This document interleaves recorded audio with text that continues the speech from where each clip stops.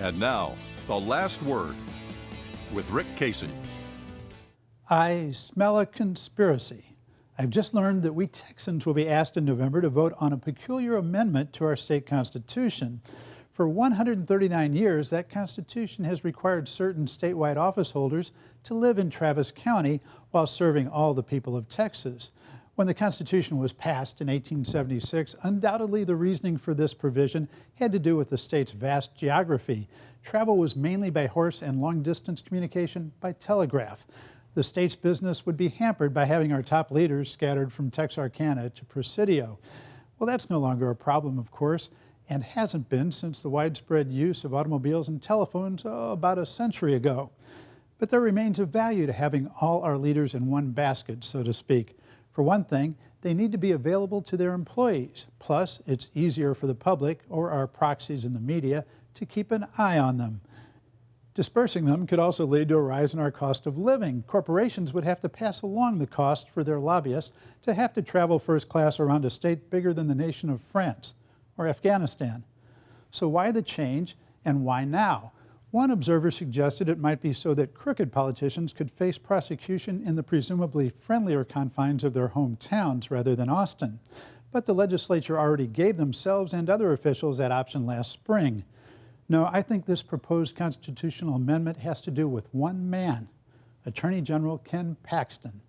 As you may be aware, Paxton is under indictment for felony securities fraud. If he is convicted, he would almost certainly lose his law license. But under the Texas Constitution, the Attorney General isn't required to be an attorney, or a general for that matter.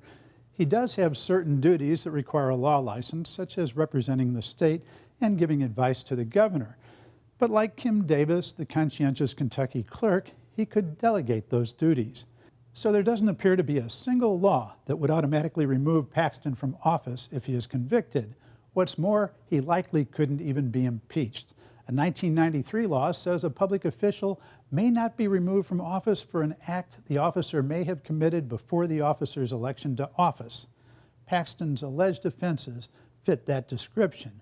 But there is one provision in the Texas Constitution that could result in Paxton's removal from office. It's Section 23, Article 4, and it requires that statewide office holders live in Travis County. That could be problematic for Paxton. He is charged with 2 first-degree felonies and 1 third-degree felony. The possible punishment ranges to life in prison, though a prison sentence would likely be for considerably less time. Still, there is no prison in Travis County. Despite considerable evidence that locating prisons closer to the families of prisoners cuts down on recidivism, Texas has always built its prisons away from urban centers. Rural Texas legislators have been able to win prisons with the argument that their areas needed the jobs. So prisoner Paxton would be unable to live in Travis County, the only bar to his continuing in office if he is convicted. Amendment number 3 on the November ballot would remove even that bar.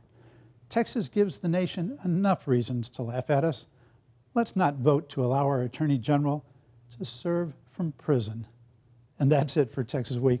See you next time.